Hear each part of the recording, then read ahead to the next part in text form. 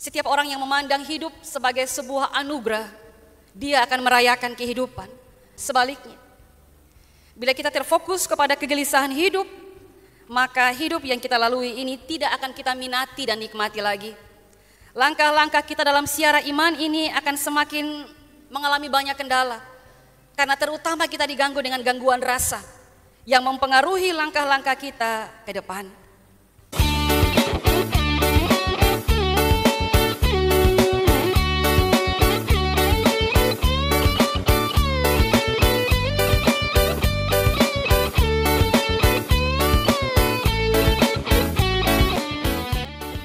Mari kita satu dalam doa, kita berdoa.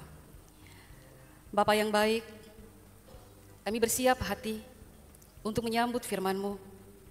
Katakanlah isi hati-Mu bagi semua kami, agar ketika kami menjalani hidup dan panggilan kami sebagai umat Advent, kami sungguh layak menjadi umat penanti. Apa yang Tuhan inginkan bagi kami, biarlah boleh terwarta hari ini. Pakai hamba-Mu yang terbatas untuk menjadi alat di tangan Tuhan, menyatakan kuasa tak terbatas yang datang dari pihak Tuhan. Nyatakan kehendak hati-Mu Bapa, kami siap mendengarnya. Amin. Masih tetap dalam keadaan berdiri, saya baca buat semua kita Sefanya pasal 3 ayat 14 hingga ayat yang ke-20. Bagian sabda Tuhan terwarta bagi kita hari ini di bawah perikop janji keselamatan. Bersorak-sorailah hai putri Sion, bertempik soraklah hai Israel. Bersukacitalah dan beria-rialah dengan segenap hati, hai putri Yerusalem. Tuhan telah menyingkirkan hukuman yang jatuh atasmu, telah menebas binasa musuhmu. Raja Israel, yakni Tuhan, ada di antaramu. Engkau tidak akan takut kepada malapetaka lagi. Pada hari itu akan dikatakan kepada Yerusalem, jangan takut hai Sion, janganlah tanganmu menjadi lemah lesu. Tuhan Allahmu ada di antaramu sebagai pahlawan yang memberi kemenangan. Ia bergirang karena engkau dengan sukacita, ia membaharui engkau dalam kasih-Nya. Ia bersorak-sorak karena engkau dengan sorak-sorai. Seperti pada hari pertemuan raya, aku akan mengangkat malapetaka daripadamu, sehingga oleh karenanya engkau tidak lagi menanggung celah.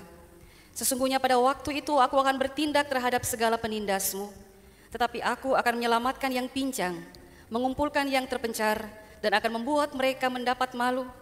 Dan akan membuat mereka yang mendapat malu menjadi kepujian dan kenamaan di seluruh bumi. Pada waktu itu aku akan membawa kamu pulang, yakni pada waktu aku mengumpulkan kamu, sebab aku mau membuat kamu menjadi kenamaan dan kepujian di antara segala bangsa di bumi, dengan memulihkan keadaanmu di depan mata mereka, firman Tuhan. Demikian jauh bacaan sabda Tuhan, berbahagialah kita yang mau taat setia kepada apa yang Tuhan sabdakan. Shalom. Sidang jemaat Tuhan yang kekasih, menjalani kehidupan di dunia ini kita menyadari bahwa ada banyak peristiwa yang mesti kita akui membuat kita merasa takut dan tidak berdaya. Apalagi bila kita merenungkan bahwa semakin hari akan semakin banyak soal yang kita hadapi. Ini bikin hati jadi gelisah. Kita menjadi orang yang tidak tenang dan cemas. Dan dampaknya ketika kita berada pada posisi ini, kita bisa menjadi pasif terhadap perayaan kehidupan setiap hari. Setiap orang yang memandang hidup sebagai sebuah anugerah, dia akan merayakan kehidupan. Tentu perayaan yang dimaksudkan sebagai sebuah perayaan kehidupan dengan gembira, itu tidak dimaksudkan sebagai sebuah pesta pora secara fisik, melainkan sebuah pernyataan syukur karena boleh mengalami kebaikan Tuhan tiap waktu. Orang-orang percaya, waktu menyadari bahwa hidup ini anugerah, dia akan merayakan kehidupan. Sebaliknya, bila kita terfokus kepada kegelisahan hidup, maka hidup yang kita lalui ini tidak akan kita minati dan nikmati lagi. Langkah-langkah kita dalam siara iman ini akan semakin mengalami banyak kendala, karena terutama kita diganggu dengan gangguan rasa yang mempengaruhi langkah-langkah kita ke depan. Kita bersama memperhatikan bahwa pada hari ini firman Tuhan bicara kepada kita tentang adanya perayaan dan kegembiraan akibat kehadiran Tuhan dalam hidup. Sekali lagi ini bicara tentang pernyataan sukacita, pernyataan syukur. Dan ini menjadi spirit bagi kita di Minggu Advent yang ketiga. Bersama kita memperhatikan perikop bacaan firman Tuhan. Sabda Tuhan bilang kepada kita, bersorak-sorailah hai putri Yerusalem, hai putri Sion. Bertempik soraklah hai Israel, bersukacitalah dan beria-rialah dengan segenap hati, hai putri Yerusalem. Yang dimaksudkan dengan putri Sion, Israel, putri Yerusalem adalah umat Allah sendiri. Untuk merayakan kehidupan yang Tuhan anugerahkan. Karena sepanjang berita Sefanya, nubuatan yang disampaikan oleh sang nabi dari awal sampai dengan penggalan di bagian pertengahan perikop pasal 3, kita menemukan ada berita penghukuman. Ada yang disebut sebagai hari Tuhan akan datang, suatu masa yang suram akan menimpa umat Yehuda. Karena mereka telah mengkhianati kekudusan hidup sebagai umat Allah dengan menjadi penyembah berhala. Dua dosa disebutkan dari bagian bacaan firman Tuhan yang tertera dalam pasal 1. Khusus ayat 4 sampai dengan ayat yang ke-6 dikatakan bahwa mereka telah menyembah berhala dan hukuman Tuhan akan sampai kepada mereka. Dan pada pasal 1 ayat yang ke-12 bicara tentang bagaimana mereka yang selama ini telah berusaha untuk membingkai Tuhan di zona abu-abu. Tuhan tidak marah, Tuhan juga tidak melakukan apa-apa kepada mereka.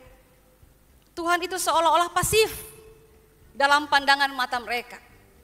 Ini kekasih Tuhan sekalian, semakin jauh relasi dengan Tuhan, semakin jahat penilaian yang diberikan terhadap Tuhan itu sendiri. Bagian ayat firman Tuhan mengatakan kepada kita bahwa hukuman Tuhan akan datang kepada umat. Dan itu disampaikan oleh Nabi Sefanya. Sefanya sendiri dalam bahasa Ibrani Tzfanya itu berarti Tuhan tersembunyi atau terselubung dari Tuhan.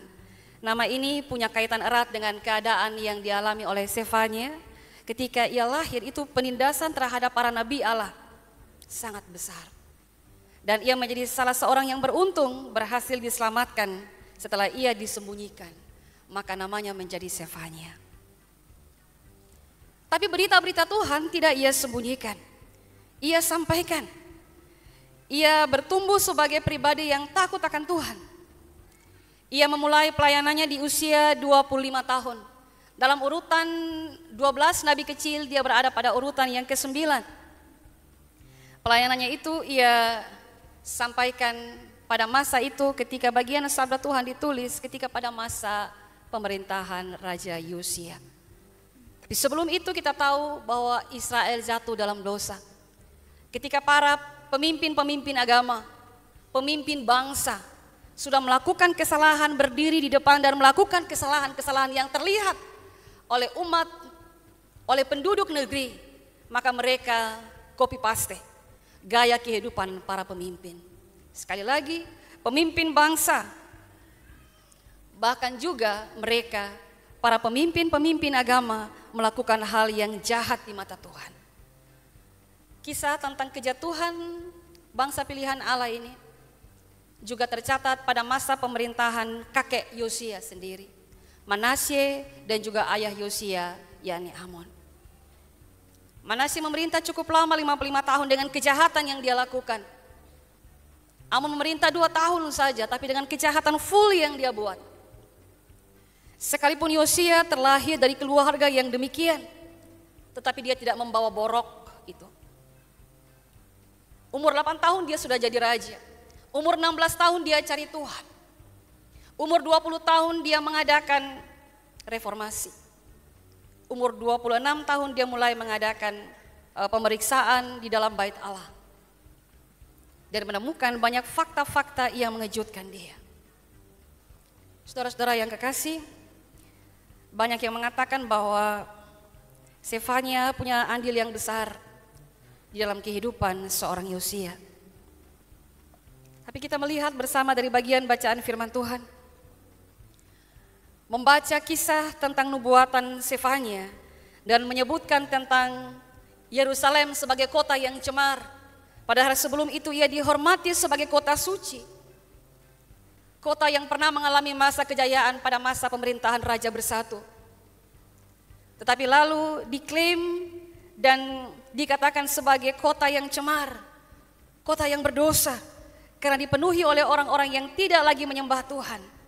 Bahwa kehidupan peribadahan mereka adalah sebuah kehidupan peribadahan yang menunjukkan ketidaksetiaan kepada Tuhan.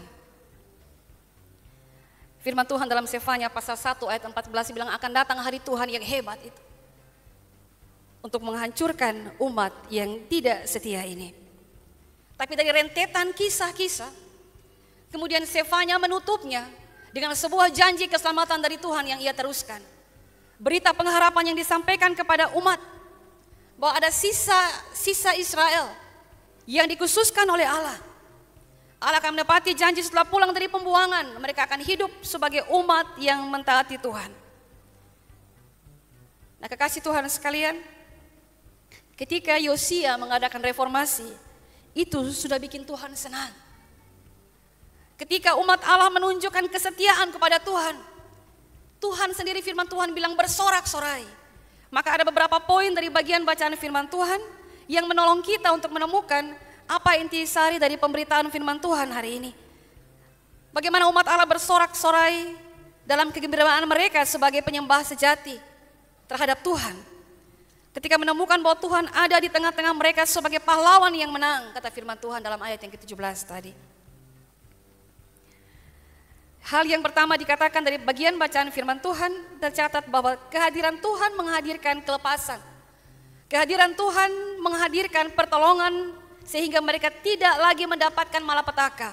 Disebutkan dalam ayat 14 hingga ayat yang ke-15. Dan memang kekasih Tuhan sekalian, ketika umat atau kita sendiri jatuh ke dalam dosa, beria-ria melakukan dosa-dosa kita dengan bangga melakukan kesalahan dalam sadar kita, Tuhan terasa jauh dan tidak turut campur tangan dalam persoalan kehidupan kita. Tuhan menjadi tidak begitu dekat dan seolah-olah tidak mendengarkan apa yang kita serukan dalam doa. Tetapi ketika respon pertobatan kita tunjukkan kepada Tuhan, firman Tuhan bilang Allah hadir dalam belas kasihannya. Dan ini natur Allah, natur suci Allah yang tidak bisa bersatu dengan dosa. Ia tidak bisa mengingkari bahwa ia kasih adanya untuk membebaskan dan menolong umat untuk menggenapi pemenuhan janji kasihnya. Maka respon pertobatan tentu akan membuat umat merayakan kehidupan dengan gembira. Hal yang kedua, keunikan terjadi pada bagian seruan Nabi Sefanya, yakni sebuah kegembiraan dalam rupa sorak-sorai. Dikatakan bahwa bukan hanya umat yang bersorak-sorai, tapi Allah sendiri bersorak-sorai bersama dengan umatnya. Kita bisa membawa alam berpikir kita menyatu dengan hadirat Allah ketika bukan kita yang bertempik sorak dalam pernyataan pertobatan kita, tapi sorga bertempik sorak. Bahkan Allah sendiri, ia bertempik sorak. Menyatakan kepada kita tentang sebuah keadaan yang diperbaharui oleh Tuhan. Karena ia adalah pribadi yang tidak pernah mau kita hancur binasa dalam dosa. Maka firman Tuhan bilang, ia bersorak-sorak. Kalau ada satu anak Tuhan yang pulang, anak yang hilang dikatakan pulang kembali ke rumah Bapa. Ia yang terhilang tadi mendapatkan penerimaan kembali, maka sorga bertempik sorak. Ada seruan sukacita dari sorga. Hal yang ketiga, kekasih Tuhan sekalian, keselamatan yang dikerjakan oleh Tuhan bukan saja ketika umat dibebaskan dari pembuangan di Babel nantinya, tapi sebuah pembebasan secara total dikerjakan dengan memberikan kehormatan pemulihan hidup bagi umat secara utuh, menghapuskan aib mereka, memberikan kehormatan dalam kehidupan umat yang telah ditebus oleh Tuhan. Jadi kita lihat ketika Tuhan kerjakan pemulihan, kita yang merindukan pemulihan dalam keluarga kita, dalam hidup kita di siara iman ini, kalau kita perubahan ini adalah perubahan setengah-setengah saja, berarti kita belum sepenuhnya memberikan respon terhadap kehadiran Tuhan dalam hidup. Maka kita akan mengalami pasang surut dalam menghadapi perubahan itu. Tapi kalau Tuhan sungguh-sungguh kita responi kehadirannya, kita akan merasakan dan mengalami pemulihan secara total. Kita akan mengamini itu. Hal yang keempat, kekasih Tuhan sekalian, ayat yang ke-19 dan ayat yang ke-20 bicara kepada kita bagaimana Tuhan bertindak terhadap mereka yang menindas umatnya. Bagaimana Tuhan menyelamatkan mereka yang pincang dan mengumpulkan yang terpencar dan membuat mereka yang mendapat malu menjadi kepujian dan kenamaan di seluruh negeri. Membawa pulang mereka kembali, mengumpulkan mereka. Sekali lagi Tuhan sebutkan, mereka akan dibawa kepada suatu keadaan kenamaan dan kepujian di antara segala bangsa dengan memulihkan keadaan mereka. Maka pada bagian 2 ayat firman Tuhan menegaskan kepada kita bahwa pertolongan Tuhan itu tepat sasaran.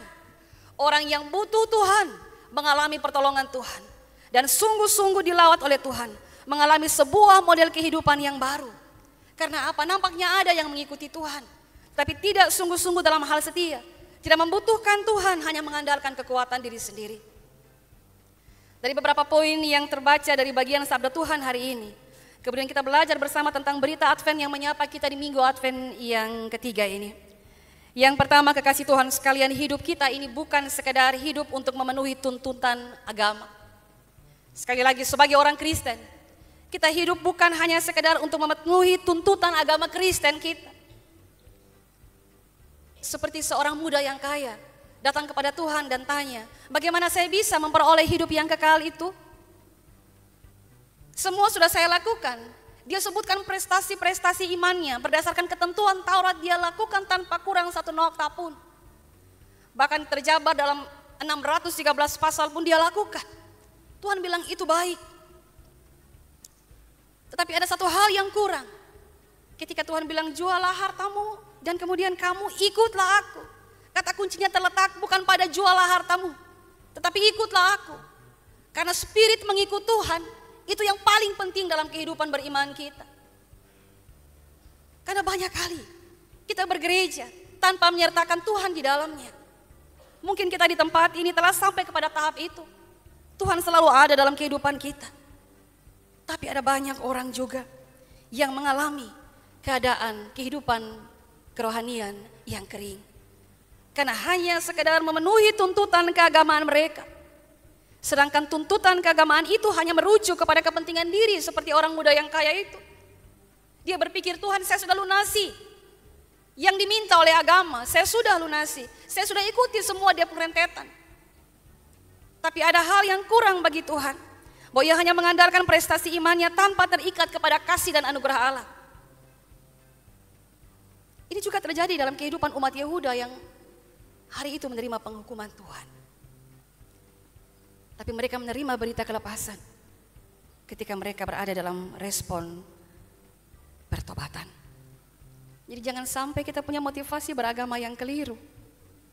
Hari ini ada peristiwa iman yang terjadi dalam persekutuan bergereja. 5 anak kita, 4 anak, dan baptisan dewasa, peristiwa iman. Ia akan didahului dengan pembacaan percaya kepada Yesus Kristus. Juga ada seorang kekasih yang akan membaca juga pernyataan percaya kepada Tuhan. Saudara-saudara yang kekasih, Tuhan sangat menginginkan kita hidup dalam persekutuan dan relasi yang indah dengannya. Maka itu sebagai orang tua, baik orang tua kandung ataupun orang tua baptis, ingat dengan pasti untuk melakukan tugas dan tanggung jawab sebagai pribadi yang mencintai Tuhan. Dengan mengajarkan dengan baik kepada anak-anak untuk fokus kepada cinta Tuhan setiap waktu dalam pertumbuhan iman. Jangan sampai esok lusa anak di tempat lain, orang tua di tempat lain. Semua biarlah berada dalam kasih dan anugerah Tuhan oleh karena pengajaran-pengajaran yang benar. Supaya motivasi keberimanan kita, motivasi beragama kita sudah terbentuk. Bahkan dalam relasi keluarga, lebih khusus lagi untuk anak-anak kita. Pesan Advent yang kedua ialah hidup yang bermakna dalam masa penantian adalah bersyukur dan bergembira. Karena kita adalah orang-orang yang telah menerima keselamatan. Sekali lagi, seperti tema yang dikasih kepada kita, ketika Tuhan hadir, maka kita akan ada dalam sebuah perayaan dan kegembiraan. Kita bersyukur dan kita bergembira. Karena yang Tuhan kerjakan itu total, meliputi seluruh keberadaan kehidupan kita. Tuhan janji, saya pulihkan engkau. Tuhan melakukan itu, dia pulihkan kita. Seluruh kehidupan kita dia pulihkan. Kita mengalami sebuah kehidupan yang baru dalam rentetan perjalanan bersama dia. Berita Advent yang ketiga ialah umat Adventus yang taat kepada berita Tuhan akan menyadari bahwa kita terbatas, kita sangat rapuh sekali. Dan kita sungguh-sungguh perlu bergantung kepada kuasa Tuhan tanpa mempermainkan kehidupan pertobatan atau kehidupan beriman kita. Tiap hari Minggu secara kita mengaku dosa kita. Tetapi juga secara pribadi kita bawa pengakuan dosa kita kepada Tuhan. Maka sikapi itu dengan baik dalam perjalanan beriman kita. Supaya yang Tuhan dapati ialah sungguh kita menyesal dan malu. Dan kita rindu untuk hidup dalam pertobatan tanpa mempermainkan kehidupan beriman kita. Hal yang keempat, kekasih Tuhan sekalian, kita pasti menang dalam masa penantian ini. Karena yang menyertai kita adalah Allah yang adalah pahlawan. Kata pahlawan rujukannya kepada pemenang, pribadi yang tidak pernah kalah, dan dialah Allah. Penggambaran perjanjian lama tentang Tuhan Allah ialah pribadi Yahweh itu, yang tidak pernah kalah satu kali pun. Ia adalah pribadi yang selalu menang. Dan dengan dia hadir dalam kehidupan kita, maka kita menjadi umat pemenang. Bahkan firman Tuhan bilang lebih daripada pemenang. Karena dia menyertai kita. Terhadap kita yang bersalah, memang ada konsekuensi hukuman. Kitab Mazmur bilang, sesaat saja ia murka, tapi seumur hidup ia murah hati. Konsekuensi pemberontakan dari Israel, mereka dibuang ke Babel 70 tahun. Tapi jawaban Tuhan datang dalam rupa kasih-Nya dengan membebaskan umat. Bukan karena umat berseru, tetapi karena Allah tidak pernah bisa mengingkari kasih-Nya. Ini yang disebut natur Allah, suci, kasih adanya. Ia tidak akan pernah bisa melanggar janji kasih-Nya untuk kita umat perjanjian. Walaupun kita berkali-kali jatuh dalam dosa. Hal yang disampaikan kepada kita pada hari ini juga, saat kita berdosa, Tuhan terasa sangat jauh dari kita. Ia seolah-olah bungkam dengan perjalanan kita. Seolah-olah Tuhan tidak menyatakan kehadirannya. Tapi kita ingat, waktu kita dengan hancur hati datang dengan sungguh kepada Tuhan.